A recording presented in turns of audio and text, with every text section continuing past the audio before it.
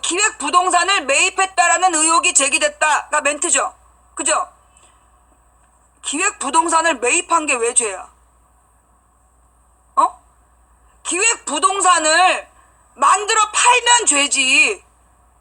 산 게 왜 죄냐고. 내가 그 뉴스를 보면서 저게 왜 문제라는 거지? 매입한 건 죄가 아니야. 기획부동산을 만들어서 팔면 그게 죄지. 별로 중요한 뉴스가 아니라고. 그런데 그걸 갖다가 굉장히 중요한 문제를 다룬 것처럼 어제 밤새도록 깐 인간들, 걔네들 지금 이 항명죄에 대해서는 뭐라고 얘기했냐고. 자, 지금부터 찾아봐. 지난 밤새도록 손석희 뉴스에 그 강경화 부동산 가지고 분석 기사 낸 애들한테 걔네들이 이 항명죄에 대해서는 뭐라고 보도했는지, 뭐라고 멘트했는지 한마디도 안 했어. 항명죄가 뭐냐면 군대 내에서 상부의 지시를 거스르는 거, 따르지 않으면 그게 항명죄야. 군대는 전쟁 시에 국민의 생명과 안전을 보호하는 가장 최전선에 서야 되는데, 자, 전쟁이 일어났어. 자, 근데 이 대장이 저쪽으로 가자 그런데 그 밑에 있는 부대장님, 그쪽은 위험하니까 저쪽으로 갑시다. 그러면 부하들이 어떻게 할까? 혼란스럽겠지. 그러면 다 죽는 거야. 그래서 군대에서는 반드시 따라야 되는 원칙이 딱 하나야. 상명하복. 위에서 명령 내리면 밑에는 반드시 따른다. 그리고 아래는 밑에서는 위로 반드시 보고한다. 밑에서 위로 할 수 있는 건 딱 하나야. 보고. 그리고 위에서 내려오는 지시는 반드시 따라야 되는 게 군대 기강이야. 근데 이번에 지금 군 통수권자가 바뀌었어. 그러면 지금 군대 내에서 진행되는 상황에 대해서 정확하게 보고가 돼야 돼. 문서로. 그런데 국방부에서 보고를 안 했어. 그래놓고 떠드는 게 4월 26일 날 자기네들이 브리핑을 했기 때문에 그걸 문재인이 모르면 안보 무능이다. 이 씨발놈들이 이거는 진짜 전부 다 이거 영창 보내야 돼. 얘네 군인연금 다 뺏고 얘네 무기징역 살려야 될 문제야. 군 통수권자한테 보고를 해야 되는데 20일 동안 보고를 안 했어. 20일 동안. 전쟁 시기라고 생각해봐. 한국전쟁 그래서 망한 거야. 한국 군대가 그렇게 해이한 정신들이 있었기 때문에 망한 거야. 연대장이 바뀌었는데 보고를 20일 동안 안 했다. 그 연대 어떻게 될 것 같아? 해산될걸? 대대장이 바뀌었는데 밑에 있는 부장이 보고를 안 했다. 그 새끼 뒤져. 어디 군통수권자가 바뀌었는데 국방부 장관이 보고를 안 해놓고 언론 브리핑을 다 했는데 몰랐냐. 이런 진짜 찢어 죽일. 이건 용서할 수 없는 일이에요. 말로는 안보 그러면서 안보의 이응자도 지금 지네들이 안 지킨 거야. 안보의 철칙이야. 대장이 바뀌면 반드시 보고한다. 안보의 이응자부터 얘가 어긴 거라니까? 그래놓고 세트로 들어오는 걸 모르네? 야, 이런 내란죄로 처벌해야 돼 이것들. 군기강 회의 문제가 아니라 이건 항명이에요. 20일 동안 보고할 기회를 줬어. 그런데 안 해놓고 지금 말장난을 해가지고 안보 무능이라고? 넘어가면 안 되는 사건이야. 자, 그 다음에 이런 기사 좀 갖고 와봐. 사드 김관진 넘어서 황교안 견우나. 자, 이게 왜 황교안이 중요하고 나쁜 놈이냐면 김관진, 자, 우리가 어제 중요한 뉴스, 노승일이 들은 바에 의하면 정윤아가 그랬다며. 우리 아버지 정윤회가 형님 동생 하는 건 김관진밖에 없다. 그런데 지금 이번에 사드를 미국에 여러 번 왔다 갔다 하면서 조기 배치하려고 노력했던 게 누구야? 김관진이야. 그걸 한민구가 보고 안 하고 개기다가 지금 걸린 거 터진 거고, 김관진 한민구가 한 팀이고 사드를 주도한 게 김관진이야. 그런데 그 김관진하고 정윤회가 특별한 관계에 있다. 자, 그 다음에 지금 최순실이가 군 알자회라는 사조직과 연관되어 있다.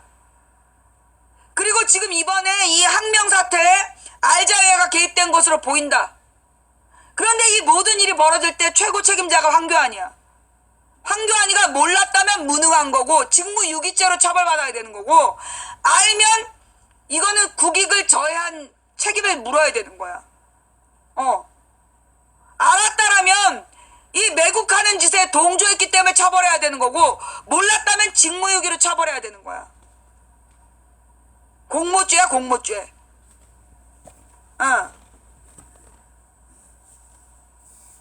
알자회가 하나회랑 같은 거래요. 김영삼 때 해산했던 걸 이명박 때 복구했대. 예.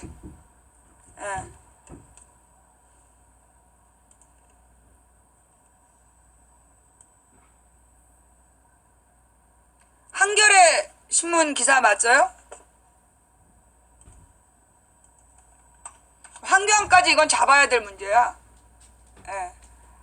사드 전방위 조사 불가피, 김관진 넘어 황교안까지 가나.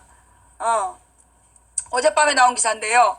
사드 조기 배치 책임자는 누구냐. 작년까지만 해도 올 12월에 배치한다고 그랬다. 박근혜 탄핵 의결 뒤에 속도전을 묻혔어. 조기 배치 관련 의사결정 과정에 대한 전면 조사가 불가피하고, 청와대 안보실하고 국방부 라인에서도 이 문제를 주도해야 된다. 최종 결정권의 관여도도 주목되고 있다. 자, 이게 왜 심각한 문제냐면, 지금 문재인의 안보 외교 카드를 이 새끼들이 일부러 날린 거야. 문재인이 지금 4강 외교에서 사드를 가지고 풀어가려고 그랬는데, 이 새끼들이 일부러 이걸 날린 거야. 그래놓고 보고도 안 하고 개긴 거야. 한마디로 국가의 이익을 팔아먹은 주범들이에요. 매국노들이야, 이거. 이거는 진짜 우리나라에 없는 법이지만 이건 애국법 같은 걸로 처벌해야 되는 거야, 이거. 이거는 간첩죄에 해당하는 거죠.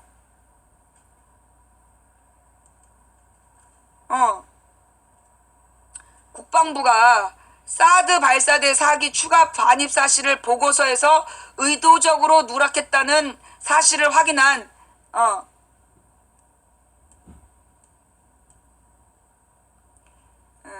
청와대가 보고서 최종 결재권자인 한민구 국방부 장관뿐만 아니라 김관진 전 청와대 국가안보실장까지 조사 범위를 확대했다. 대선 전 사드 조기 배치를 밀어붙였던 국방부가 새 정부 들어 관련 사항을 숨기려 했다는 점이 드러난 만큼 전임 정권의 무리한 사드 배치 과정 전반에 대한 조사도 불가피하다는 것이다. 이제 어젯밤 10시 뉴스인데요. 오늘 이와 관련한 다른 뉴스 나온 게 있는지 한번 갖고 와봐봐. 이게 지금 미국하고 일본에서 압력을 넣어가지고 문재인더러 이 기조에서 지금 물러나게끔 지금 압박을 넣고 있거든요. 문재인 정부에서 이거에 대해서 한 발 물러났나? 어땠나? 한번 좀 갖고 와봐봐. 그 다음에 박근혜 정부가 사드 배치란 정책 판단을 내린 근거는 북한의 4차 핵실험 등 고도화하는 북핵 미사일 위협이었다. 하지만 지난해 7월 한미가 사드 배치 결정을 발표할 때만 해도 정부는 17년 12월까지 배치를 추진하겠다고 밝혔었다. 이로부터 2달 뒤 북한이 5차 핵실험을 실시했음에도 한미 당국의 사드 배치 일정은 명시적으로 바뀌지 않았다. 의혹의 핵심은 지난해 12월 국회가 박 전 대통령의 탄핵소추안을 의결한 직후 사드 배치 일정이 왜 갑자기 빨라졌느냐는 점이다. 탄핵소추가 결정된 다음에 왜 갑자기 속도를 냈느냐. 황교안 대통령 권한대행 체제 이후에 김관진 청와대 국가안보실장이 2차례나 미국을 방문해 사드 배치 문제를 집중 논의했다. 왜? 뭐 때문에? 뭘 받아 처먹은 거야? 누가? 이 과정에서 김 전 실장이 미국 쪽과 어떤 내용을 협의했는지에 대한 확인이 필요하다. 또 김 전 실장이 대통령의 명을 수행하는 참모란 점에 비춰 사드 조기 배치 결정에 황 권한대행이 얼마나 관여했는지도 밝혀져야 될 대목이다. 몰랐다 그러면 직무유기로 감옥에 쳐넣어야 되고, 알았다면 공모죄로 처벌해야 돼. 예. 사드 체계 국내 전개 과정에도 석연치 않은 구석이 적지 않다. 주한미군은 지난 3월 6일 미 텍사스주에 있었던 사드 포대 중 이동식 발사대 2기를 오산 공군기지로 옮겨왔다. 미국 당국은 전략무기를 국내로 들여온 사실을 이례적으로 영상에 담아 공개했다. 사실상 대선 전 사드를 알박기 하겠다는 신호탄이었다. 이어 국방부와 주한미군은 대선을 불과 2주 남짓 앞둔 4월 26일 경북 성주 골프장에 사드를 배치했다. 군사작전을 하듯 이른 새벽에 기습적으로 이루어진 일이었다. 이튿날 국방부는 환경영향평가도 마치지 않은 상태에서 사드 체계가 조만간 실제 운영에 들어갈 것이라고 발표했다. 사드 대못 받기의 완성이었다. 국방부가 보고서에서 누락한 발사대 4기 추가 반입도 이 무렵을 전후로 이루어진 것으로 보인다.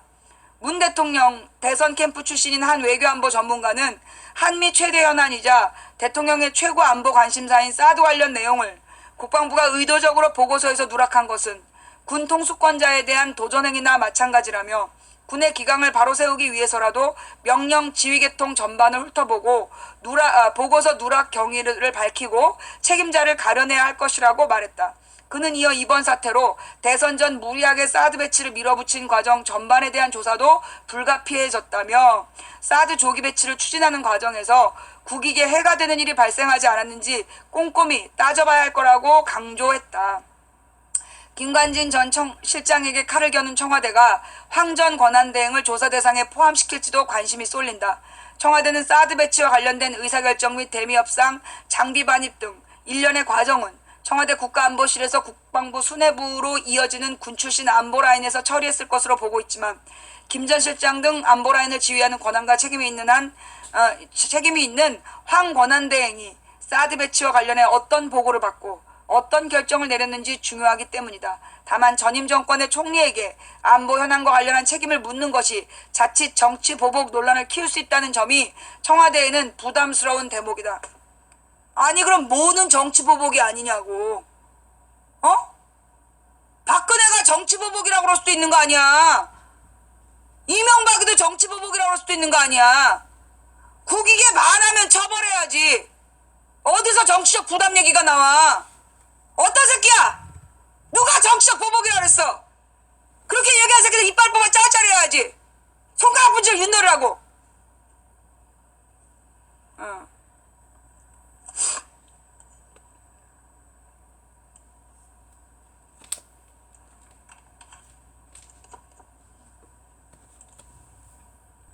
오늘 아침 뉴스인데 사드 조사 칼날, 국기 문란, 항명 판단, 황교안까지 정조준.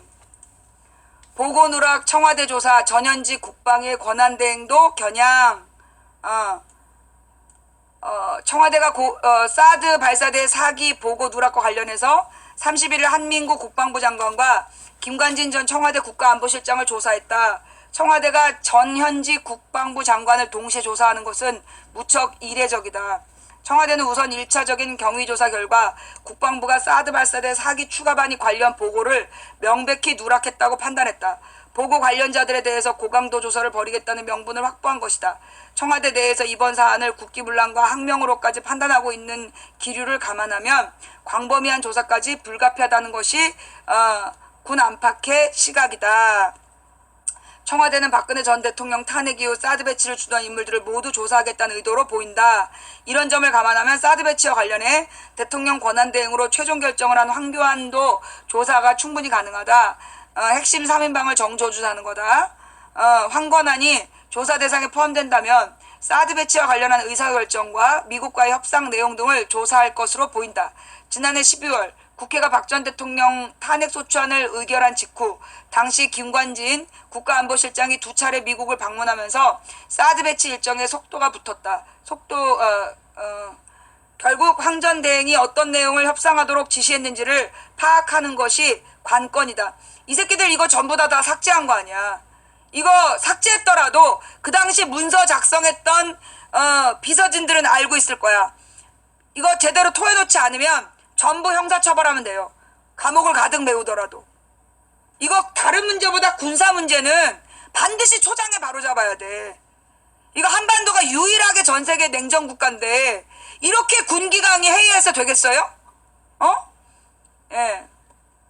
보고서 원안에 포함됐던 사드 발사대 4기 추가 반입 부분이 왜 누락됐는지 이게 중요한 거야.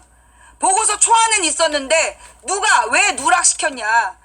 이번 사안의 핵심인 만큼 국방부의 실무자들도 포함될 가능성이 높다. 이들을 대상으로 누가 어떤 경위를 거쳐 보고하게 됐는지, 보고가 누락된 배경, 환경 영향 평가를 회피할 목적이 있었는지 등을 집중 조사할 것으로 보인다. 국방부 내 실무자가 조사를 받는다면 위승호 정책실장에 대한 조사도 불가피하다.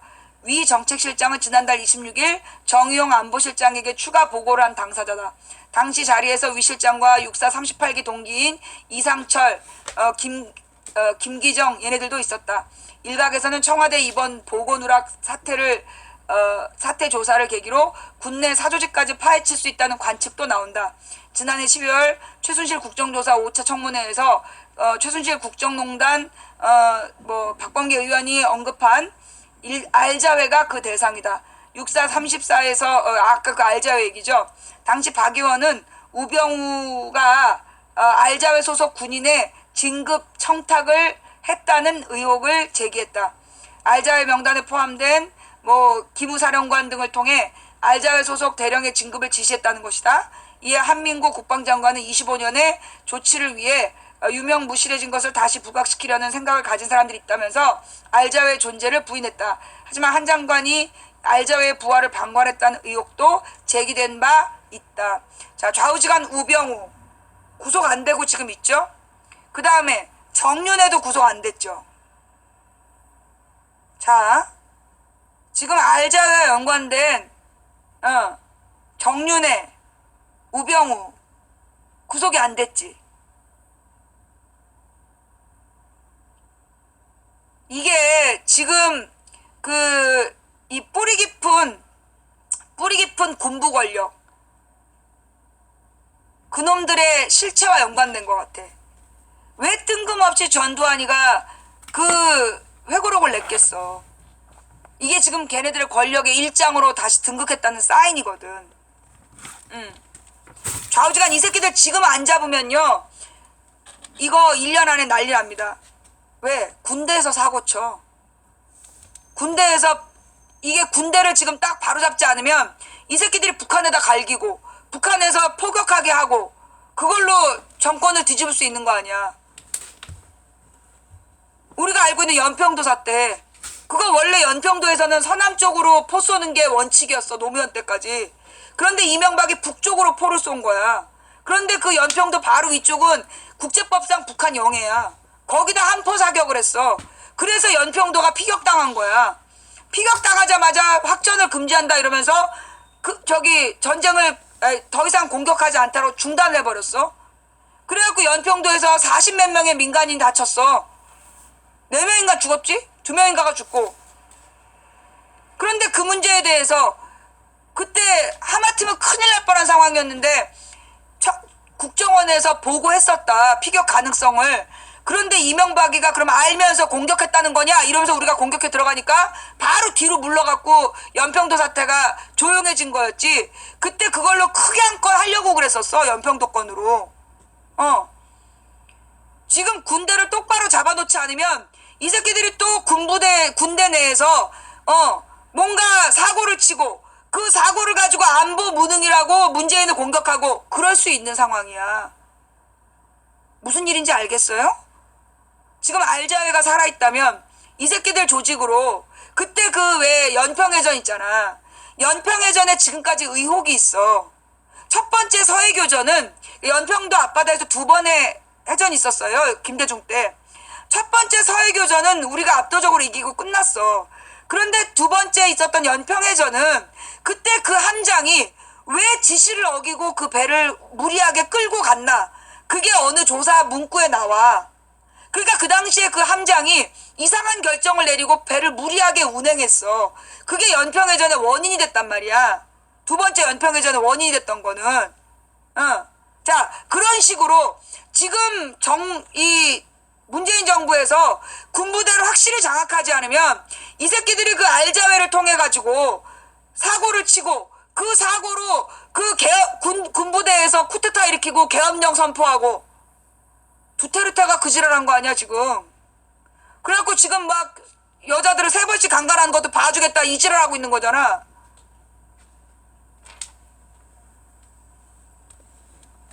자, 여러분 지금 기도하셔야 돼요. 자, 그럼 이제 어저께 강경화 그 기획부동산설 부정적인 단점은, 그러니까 부정적인 점은 그 강경화 기획부동산설로 손석희를 까면서 그러면서 이 항명 사태의 포커스를 비껴갔다라는 게 욕먹어 마땅한 점이지만, 장점이 있다면 강경화를 보호해야 된다는 여론이 만들어진 거. 지금 강경화 기획부동산설에 단점이 있다면 그 3분짜리 그 강경화 기획부동산설을 가지고 70분 동안 문재인에게 항명한 거라고 보도해준 손석희를 밤새도록 욕한 그런 등신짓을 한 게 문제이지만, 장점이 있다면 강경화를 지켜야 된다는 여론이 만들어졌다는 거. 그건 장점이죠. 예. 그죠? 그러니까 쟤네들이 지들 딴에는 나름대로 작전을 핀 거야. 그러나 내가 볼 때는 이건 잘못된 점이 분명히 있는 작전이었지만, 그럼에도 불구하고 우리는 여기서 딱 성과는 따먹고 가야 돼. 강경화를 지켜라라는 여론이 만들어진 거, 이거는 중요한 거다.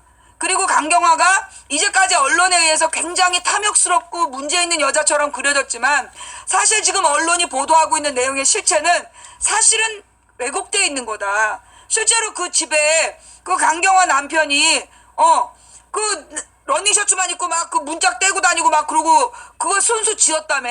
그래서 그렇게 이상하게 생긴 거라며. 그렇게 예쁘지 않은 이유가 직접 지어서 그렇대. 손수 짓고 막 손수 꾸며서 그 모양이래. 근데 이걸 막 조악한 컨테이너 박스 막 이렇게 얘기를 했는데, 그 직접 지은 사람은 얼마나 섭섭하겠어. 자, 남편 블로그를 통해서 밝혀졌다. 좌우지간 지금 이제까지 강경화에 대해서 나와 있던 그런 보도들이, 강경화를 굉장히 비난하는 그런 보도들이 사실은 진실을 왜곡하고 있는 거다. 예.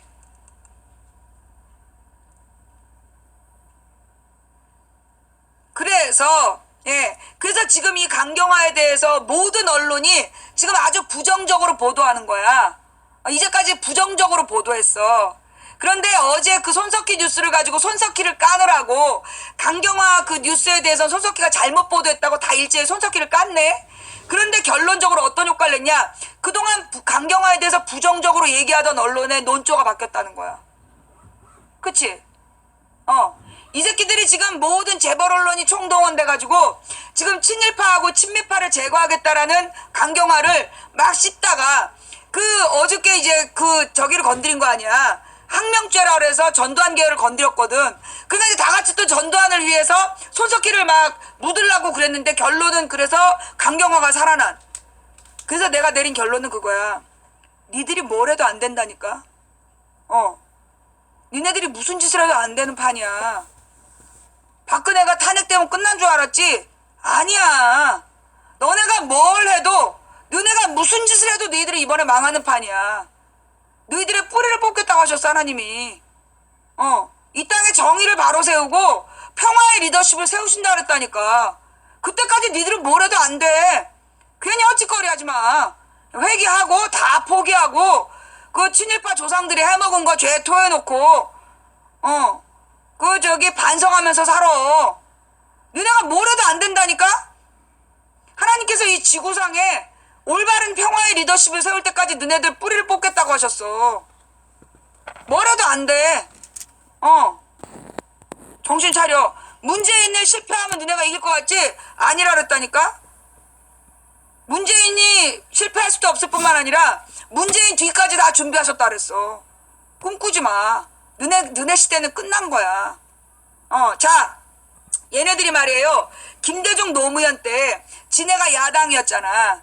그래갖고 그때 자기네들 야당했던 가다가 있다, 가오가 있다 이러는 거야. 야, 그때 너네가 성공한 이유는 뭐 때문이었는 줄 알아? 박정희 신화를 팔아서 성공한 거잖아. 우리 정확하게 얘기하자고. 너네 그때 박정희 신화를 팔아서 박근혜 팔아가지고 김대중 노무현 때 야당 짓 한 거 아니야. 너네 그 야당에 최선도에 서 있었던 게 박근혜였잖아. 기억 안 나? 그런데 이제 박근혜가 없어. 한마디로 니네 팔 카드가 없다는 거야. 왜? 발정제 팔게? 돼지 발정제 팔 거야? 누구를 팔 거냐고. 너네가 팔 카드가 없어. 아니면 노룩패스 팔 거야? 너네가 팔 카드가 없어. 너네가 김대중 노무현 때 야당 놀이에서 이겼던 건 박근혜가 뭔가 대단한 수가 있겠거니라는 국민의 막연한 기대감. 그게 바보라서 아무 말 안 한 건데 뭔가 침묵 속에 의미가 있을 거라고. 그러면서 그 바보 여자한테 그냥 덩달이 돼가지고 그때 니네 야당짓 하는 짓거리를 보고 참았던 거지. 지금은 너네 그런 카드가 없잖아. 너네 시대는 끝났다니까. 발정제가 돌아오면 뭐 너네 구심이 될 것 같아? 어?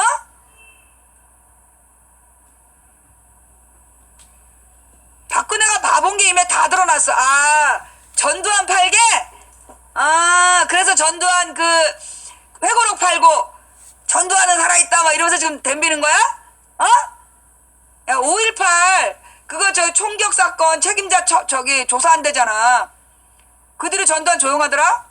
거기다 전두환 셋째 아들이 그 저기 4천만 원짜리 시계 사갖고 들어온 것도 걸리고? 어.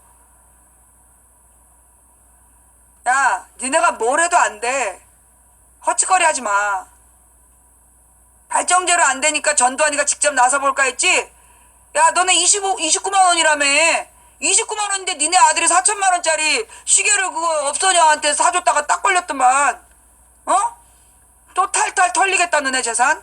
그래서 조용해지는 거지 지금? 자, 하늘이 돕고 있어 지금. 내가 느끼는 거는요. 이게 하늘이 돕지 않으면 이렇게 기가 막히게 딱딱 맞아 떨어질 수가 없어. 아니 그 문재인 이거 여기 뭐야 전두환 셋째 아들 그 시계 사건은 왜 뜬금없이 터졌겠냐고. 이거 하늘이 돕는 거라니까. 전두환이가 설치고 다니는 상황인데 29만 원짜리 전두환이 전두환 아들이 업소녀한테 4천만 원짜리 시계 사줘. 전두환이 재산 다시 조사 들어가? 그러면 전두환이 어떻게 할 거야? 그리고 나서 터진 사건이 이번 알자일 사건이야. 그리고 보니까 시간상으로 그렇게 되네. 그지? 이거 내가 볼 때는 진짜 우리 사회의 모든 적폐가요. 그래서 든 생각이 그래. 내가 어저께까지는 문재인이 무슨 마음으로 이런 일을 벌이나 했더니 이것도 문재인이 벌이는 게 아닌 것 같아. 내가 오늘 느낌이 지금 딱 들어온 느낌이 지금 벌어지고 있는 일은 문재인의 수가 아니었다. 이게 지금 벌어지고 있는 건 문재인의 바둑이 아니야.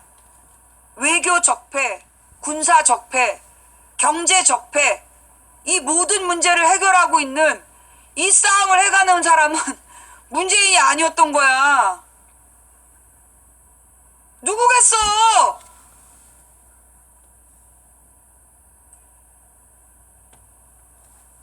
손석희가 천주교 신자래.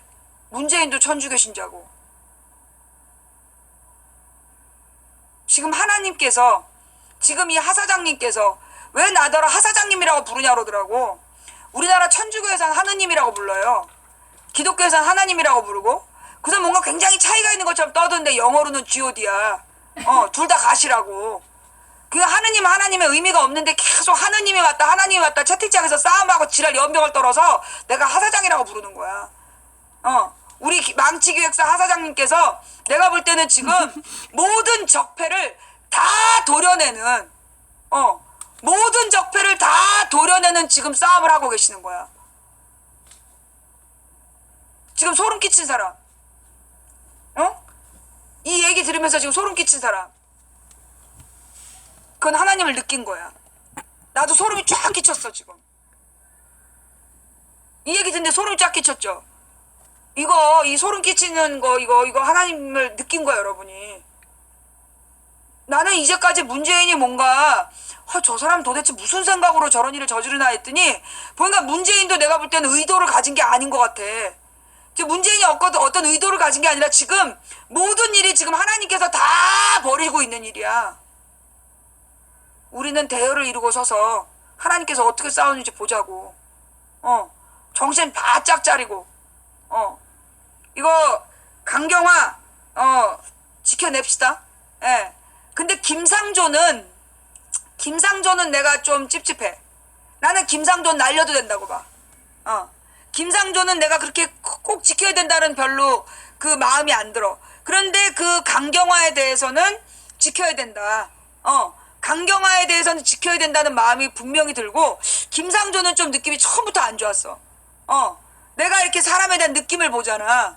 내가 여러분들이 다 박영수 때문에 어떻게 해요 그럴 때 아니야 저 사람 느낌 좋아 잘할 것 같아 잘했지 그지 그 윤석열을 보면서 이 사람 저 중국 장수상이다 잘할 거다 잘했지 내가 딱 김상조는 아닌 것 같아 강경화는 오케이인데 김상조는 아니야 그리고 어저께 우리가 이낙연을 통과시킨 거 굉장히 잘한 일이에요 특히 호남님들 진짜 잘하셨어요 자 이 그 이낙연을 통과시킨 거 20년 민주주의 역사상 민주정권 역사상 제일 잘한 일이야.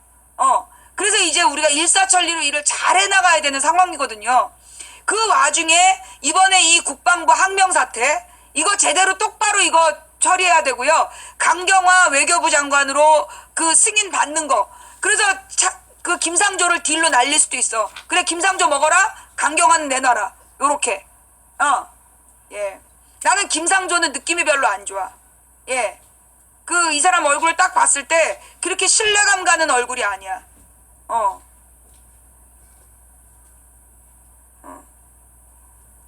서훈이란 사람은요, 예, 솔직히 얘기했고 내가 어저께 뭐 굉장히 실망했다라고 얘기했는데 그거는 문과라서 내가 저 문재인을 까야 되잖아. 시사방송인의 사명으로 이제 문재인을 까야 되니까 서훈 똑바로 해라 그런 거지. 서훈 얼굴 딱 봐봐. 착하게 생겼는데 눈빛이 음흉하잖아. 그런 사람 속으로 여러 수를 두는 사람이야. 서훈이 이런 사람이 딱 국정원장 하기에 딱 맞아. 얼굴은 참 착해 보이는데 눈빛이 그렇게 쉬운 사람이 아니야. 여러 수를 두는 눈빛이야. 그래서 이 서훈이 제대로 하는지 똑바로 보겠다. 특히 국정원 문제에 내가 관심이 많다. 나는 근데 솔직히 내가 문재인 정부에서 걱정되는 사람이 조국, 그 다음에 영부인, 그리고 김상조, 그리고 솔직히 박형철도 조금 걱정되고, 그러니까 지금 박형철 라인에서 사고 터진 게 이인걸이야. 반부패 비서관에 이인걸이 데리고 들어온 게 박형철 아니겠어. 이인걸이 사고 친 거. 근데 지금 이인걸을 안 내놓고 있잖아? 나 이 사람들 조금 걱정되는 라인이야. 예. 윤석열이는 잘했지만 박형철이는 조금 걱정되거든요? 그래서 우리 방송에서 영부인 칭찬하지 마. 영부인 미화시키려고 하지 마. 나는 영부인을, 굉장히 좀 걱정하면서 보고 있어. 특히 영부인이 사람 보는 눈이 영 없는 것 같아. 탁현민 같은 애가 주변에 얼쩡거리는 걸로 봐서 이 영부인이 굉장히 걱정스러워. 막말로 권양숙 여사가 그 망할 놈의 10억을 박연차한테 안 빌렸으면 노무현 대통령이 그렇게 죽지 않아도 돼. 사고는 늘 가까이에서 터지는 거야. 이호 여사를 안철수가 얼마나 이용하려고 했는지 기억하지? 나는 김정숙 여사가 그렇게 앞서서 막 왔다 갔다 하는 거 별로 안 좋아. 영부인을 너무 많이 홍보하려고 그러는 거 나는 별로 안 좋다라고 생각해요. 언제나 영부인이 구멍이야. 영부인이 없는 박근혜는 최순실이 구멍이었지만. 우리 방에서 영부인 우상화는 금지된다. 분명히 알아두시고요. 예. 분명히 말하지만 나는 문과야. 그런데 문과의 목적이 뭐냐? 문재인의 성공을 위한 문과야. 그래서 나 우리 방송에서 문비 어천가는 금지야. 무조건 막 대통령님을 사랑해요. 대통령님을 지켜주세요. 웃기지 말라 그래. 나는 문재인을 지키는 게 목적이 아니라 대한민국의 대통령을 지키는 거야. 대한민국의 대통령이 똑바로 정치를 해야 내 후손과 내 미래가 밝기 때문이지 그게 문재인 개인에 대한 애정이나 그런 신뢰가 아니라는 거. 분명히 알아줬으면 좋겠어요. 채팅창에 와가지고 막 대통령 부부가 대단하다는 둥 앞으로 그런 말 쓰시면 블랙 걸 겁니다. 아시겠어요? 지나치게 개인을 우상화하지 마세요. 그리고 나는 잘못한 건 분명히 잘못했다고 얘기할 거야. 내가 이번에 방송 접을 뻔한 거 알지? 이 문재인 대통령이 양해를 구하면서 그리고 이 탁현민이를 공식적으로 임명한 게 아니다라고 얘기했기 때문에 내가 돌아왔지만 그리고 지금 이번 이 국방부 항명 사태가 생각보다 심각한 문제인데 잘 모르는 것 같더라고 사람들이. 예. 문 대통령 국정원의 국내 정치 개입 철저히 금지하라. 서훈 국정원장 국내 정보관 폐지에 문 대통령 박수 한번 쳐주자. 예, 국내 정보관을 폐지한다. 한마디로 이제 댓글 부대는 사라지는 거죠. 카톡 깔았어. 자, 그래서 나도 이제 카톡 깔았어. 그런데 내가 이 카톡에 대해서는 다시 삭제할 수도 있어요. 왜냐하면 다음을 못 믿겠어. 카카오를 못 믿겠어. 국정원 뭐라고요? 부처 기관 단체 언론 출입 전면 중단. 국정원장 정치 관여 선거 개입 중지. 규정 안 지키면 무관용이다. 예, 그렇죠. 지금 앞으로도 중요한데 지금 내 재판 어떻게 할 거냐고. 나하고 국정원하고 재판 어떻게 할 거냔 말이야. 그 얘기 좀 하잔 말이에요. 예. 좌익교수가요. 국정원에서 적어도 2명 이상의 직원이 좌익교수였어. 근데 지금 남자 좌익교수만 나하고 걸려있는 건데 여자 좌익교수 어떡할 거냐고. 불러다 처벌을 해야지. 국정원 바로 세우는 거 지켜보겠습니다. 자, 여러분, 우리는 지금 한 번도 가보지 않은 길을 가고 있어요. 우리가 이제까지 그 36년 독립투쟁해가지고 나라를 독립해놓고 이승만이 아가리에다 처먹이고 온 국민이 들고 그래서 4.19 혁명을 일으켰는데 박정희 아가리에다가 처먹이고 80년 그 많은 광주 시민들이 죽음으로 얻은 민주화운동을 전두환이가 말아먹고 87년 60항쟁 이한열 박종철의 죽음으로 꽃피운 민주화운동을 그 노태우 정권에다가 말아먹은 게 우리 국민들의 과거 역사 아니겠습니까? 우리가 매번 죽 서서 그 개줬던 이유가 뭐냐? 번번이 언론이 우리 국민들을 속였기 때문이야. 근데 너희들이 분명히 알아둬야 되는 건 뭐냐? 87년까지는 망치 부인이 없었다는 거야. 그러나 김대중 대통령이 돼서 제일 먼저 인터넷을 깔았고 노무현 대통령이 인터넷을 통한 정치 참여의 문화를 만들었어. 전 세계 최초로. 그래서 대한민국에 망치 부인이 존재하게 된 거야. 각오해라. 옛날에는 니네가 뻥 까가지고 국민들을 속여먹을 수 있는지 모르겠지만 지금은 망치 부인의 소설 구독자가 꽤 많다는 거. 나는 소설을 쓰는데 그걸 현실로 적용하는 국민들이 생각보다 많다는 거야. 자, 저는요, 이 어제 강경원